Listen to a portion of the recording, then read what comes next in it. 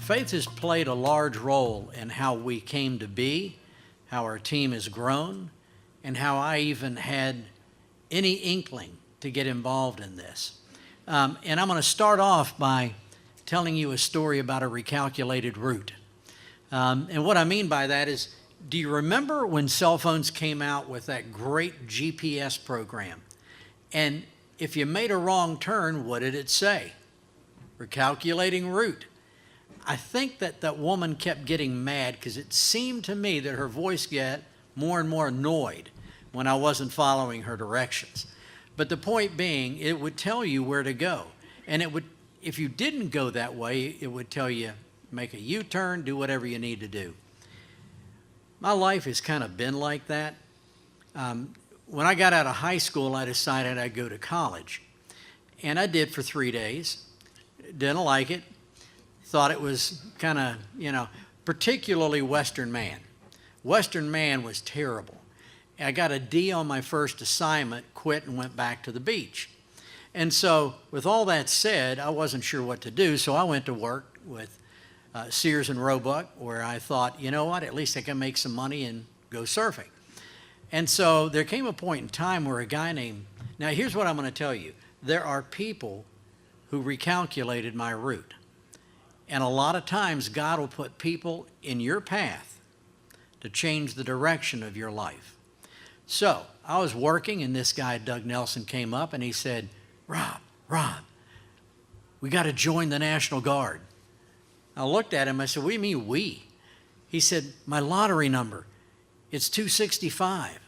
I mean, it's number 1. I said, mine's 265, dude. I'm not going anywhere. What do I need to join the Guard for? Oh, I don't want to go alone. Come on, let's go. So my dad knew somebody that was a commander. I went and talked with the commander. He said, well, we've got infantry. I said, okay, that's one option. What else do you have? And he said, well, we have an MP unit.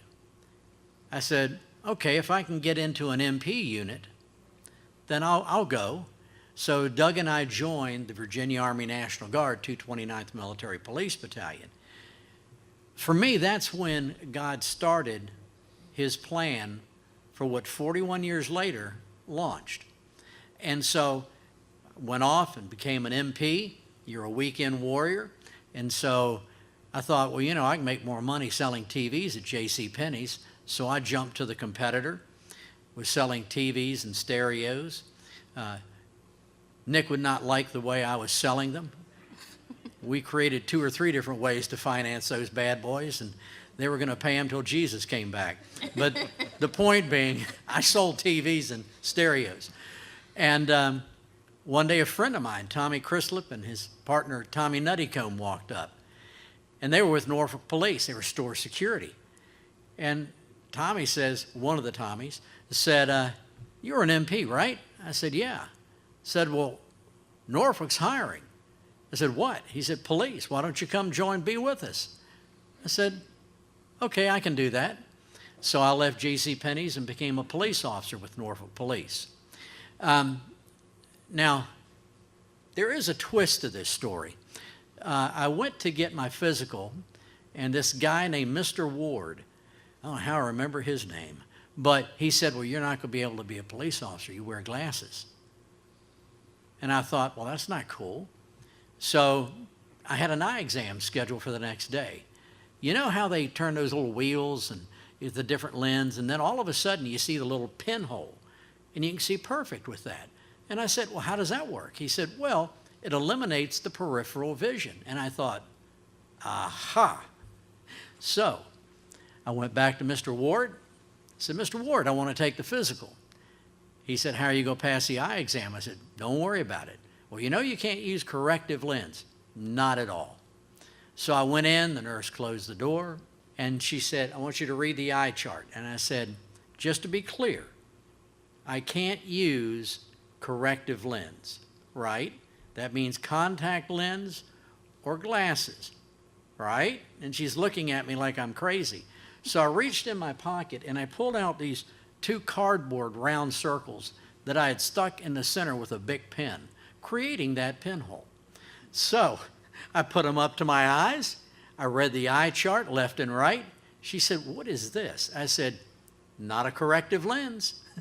So I passed the eye exam, went out to Mr. Ward, handed him the paper. He said, "How did you do that?" I said, "I just passed the test. I don't know what to tell you." So I went on the Norfolk Police Department. You never knew that, did you? I've heard the story. Okay.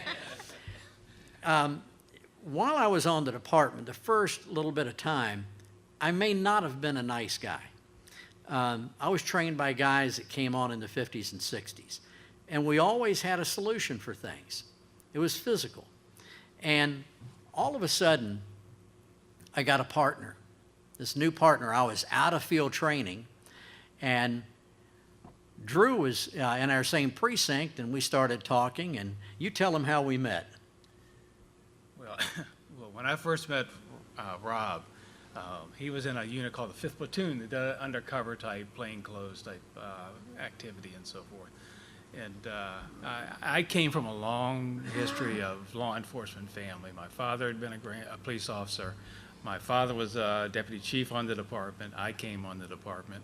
And a number of different officers, their sons and so forth, were officers as well. And a lot of people, with your father being a ranking officer, did not want to talk to you, different officers and so forth, for obvious reasons. They kind of shunned you a bit.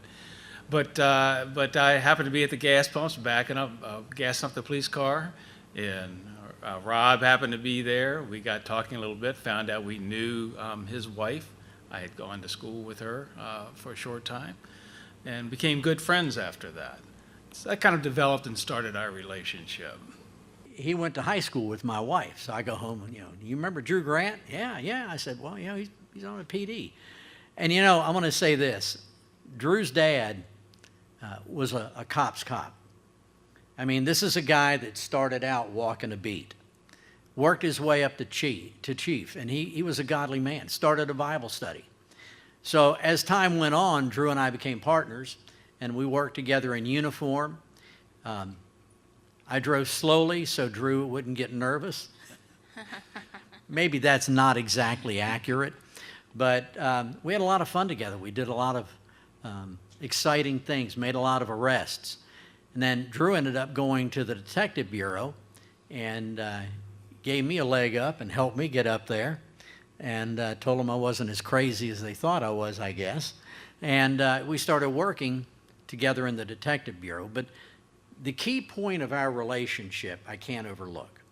We were out one night, and there was this kid that was mouthy, and he was starting to get physical, and I reached out and grabbed him by his neck and drew back to hit him. And I hear this voice, and all of a sudden there's a hand on my shoulder. And I looked, and he says, "What are you doing?" I said, "What are you talking about? I'm going to hit the guy." He said, "Why are you going to hit him?" Now, the kid must have thought it was candy camera. And he says, "Why don't you choose not to?"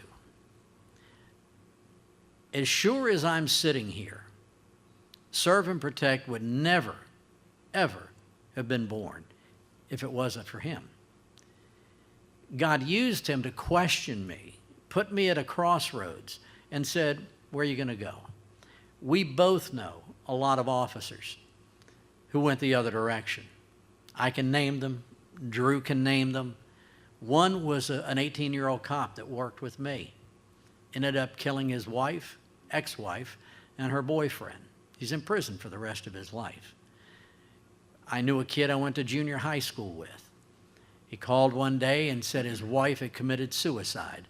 She shot herself in the back. Well, that really doesn't work. And so a week later he called while he was under investigation. Well, he didn't call, but his landlord called. He had committed suicide because he knew what he had done.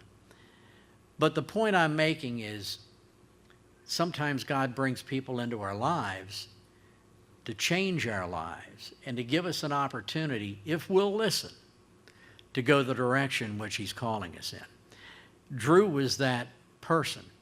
We started talking about all kinds of things, about our families, about faith. We went to a Bible study together that his dad started. He must have had, 150 people coming to that thing? Pretty close. Every Wednesday, he would do a breakfast, actually, for law enforcement, firefighters, first responders. And it developed out with a pastor at one of the local churches here. in Norfolk, and but he would every weekly have that study, and obviously me being a part of that. And I was fortunate to have been raised in a religious home. My parents always raised me to do the right thing. Having come from a history of law enforcement, and to give a plug to the other side, my brother became a battalion chief on the fire department in Norfolk. So we used to kind of make fun of the firefighters a little bit as the police officers, but No. that they sat around, washing their cars and waiting for something to happen all the time. But that's not really true. But in any way, we had a good time with that, and fortunately, I think God worked it together for Rob and I to be put together and work together, and we did for a number of years. And I was raised to, my father always taught me to treat people the way you wanted to be treated. And that's what I've always lived by, the same way. So obviously when Rob, who was a little rough around the edges when we first started working together, I had to hold him back a little bit and try to talk to him and explain that to him. So He's being kind. And by the way, just so you don't, in case you don't know, firefighters make fun of us too. Am I right? Am I right? But let me just say this. A police officer or a firefighter would take a bullet for each other. We're brothers. We do the same thing in different ways. We save lives. We serve families. So I moved on in life. It was 1978. I was a detective. Loved it. We were closing cases like crazy. I went to hear a guy speak named Dan DeHaan. He was at a church, Tabernacle Church, and he was a cool guy. He had a beard and longer hair, so he must know what he's talking about because it was 1978. And so I heard him mention a college, Columbia Bible College, and I thought, I need to go there. And I told my wife, I think I need to go there. And she said, I think you need to be called. And I said, I think I was, but I'm not sure. So I applied, with all of my college experience. I applied and got in. That shocked me. And I figured that must be verification because there's no other way I got in. But we went down there, longer hair than they were accustomed to. We pulled up in front of registration. I opened the door. My dogs jumped out and jumped into their fountain. Yep, we made a real good first impression. But the point being, that's where I went. And for me, it was like spiritual rehab. Because where I had been and what I had seen was horrible. I had seen a lot of bad things. We saw a lot of bad things together. Now, we saw some fun things together. Now, I'm going to tell you this. We're out one night, we get a call. This guy says, yeah, somebody broke into my house and he stole some clothes. So we get out there, we're detectives, we're all suited up, and this house was just a shack. And you go up a couple of steps and open the screen door, and we went in, and I said, yeah, so somebody stole something? And the guy goes, yeah, my red pants. Okay. I said, where were your red pants? And he pointed to a table. I said, so they were laying on the table? He said, they stole my red pants and now they're blue. And I said, uh-oh.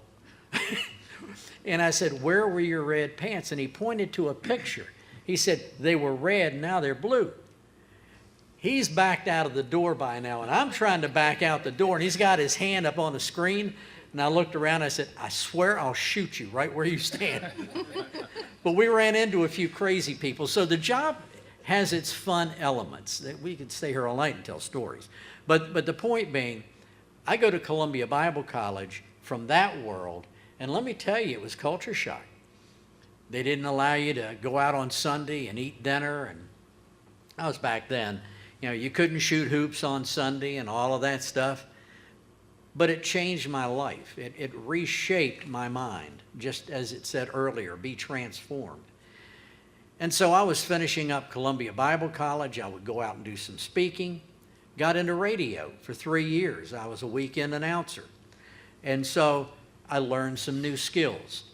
And my wife's dad had gone to Wheaton College, and I thought, I'm 32 years old. I better keep this ball rolling or I'll not go back again. So I went to Wheaton to get a master's in communications. Met a guy named David Maines. David Main said, well, if you're going to Wheaton, why don't you work for my dad's agency that he just stole? I said, for what?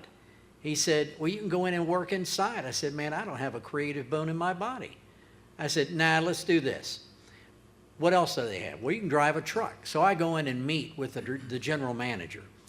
Now, he was, prim and proper, and he had his act together, and here I come in, and he says, well, I would like to offer you a job, but I want you to be inside, not driving a truck. Now, just let me say, this is not how you respond on a job interview. I laughed at him, and I said, you must be crazy. I said, I'm not creative. He said, I think you are. Well, all of this started building up something new. So here at this agency, I learned how to do some design. I learned how to do video production. I learned how to do a lot of things, a lot of copywriting. Well, I left there and got into the music business. Yep, moved here to Nash Vegas and did that for 30 years and learned a whole lot about audio and video production. The director of this program, Stan, and I worked with some of the same people. I helped launch the careers of DC Talk and Rebecca St. James and Audio Adrenaline, worked with DeGarmo and Key for several years, worked with Denise Williams, a lot of people. I got a lot of gold and platinum albums on my wall. But I got out of it because there just wasn't enough. I had a lot of success, but there wasn't enough. And I was working for a band called Newsboys, and they said, well, why don't you come work for us and be part of our nonprofit, Global Tribe? And I thought, well, that's new. I'd like to try that. What do you do? Well, they would work in Mexico helping single mothers that were living in poverty. So I went on board as their executive director, learned a whole lot about 501c3s, learned how to apply for one because theirs needed some repair. And so for 3 years I did that, and things started slowing down, and I knew it was time to change. I was sitting in church one Sunday morning, and I had to sit on the front row because somebody took my second row seat. Every Sunday, I sit on the second row inside the aisle so I can get up and help if there's anything important going on. You still retain some skills. But at any rate, I had to sit on the front row, and I was praying. What do I do? Serve and Protect came to mind. No joke. I went home and put the plan together and filed my own 501c3, created our first website, created our first mobile app. I happened to find a template on Facebook. And the point that I'm making, throughout my life, every step of the way, for 41 years, God was preparing me to get out of my comfort zone and do something He had been planning all along. And that's my belief, that in 1970, He knew that 2011 would come.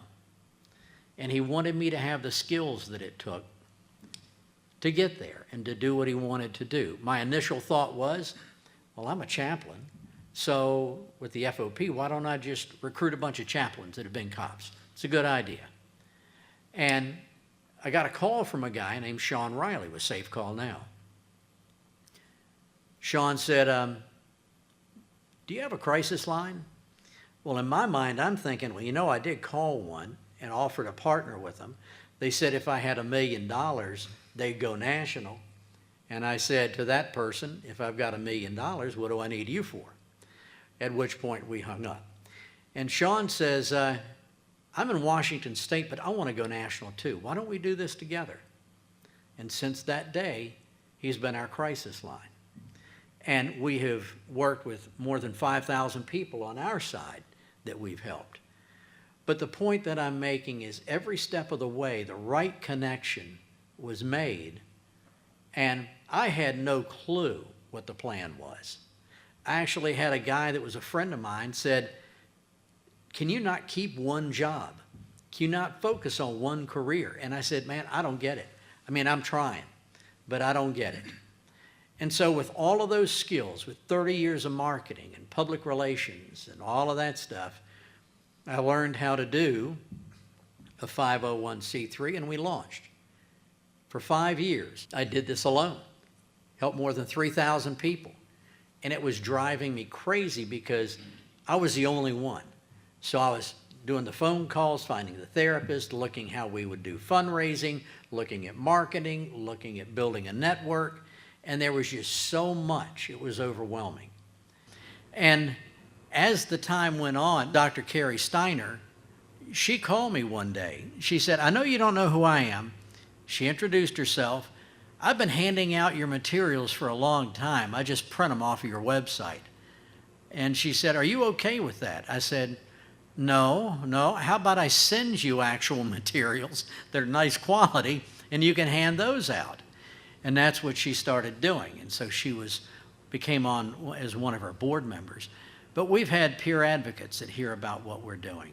You know, former or active police officers and firefighters.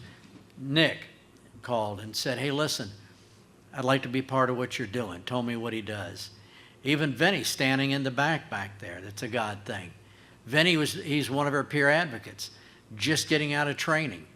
And he said, I want to, what do you do? We talked about it. He goes, I'm New York City police. I retired. I said, uh-oh, might have one here. And he talked about going through the Stevens ministry training, which is incredible. He's one of our peer advocates. Jenny sitting in the back by Nick. We met years ago when she called up to just talk. She's one of our peer advocates. But you see, I never recruited one of those. And that's an awesome thing. And the whole point in this side of the symposium, the whole end result, is that from beginning to end, it's all about God. It's all about what He's doing in each of our lives. Now, when somebody calls up and they say, I need to get some help, you don't understand what I'm going through. And the way we handle that is we'll talk with them for a minute and say, by the way, do you come from a faith background? Well, if they say yes, we take a certain approach.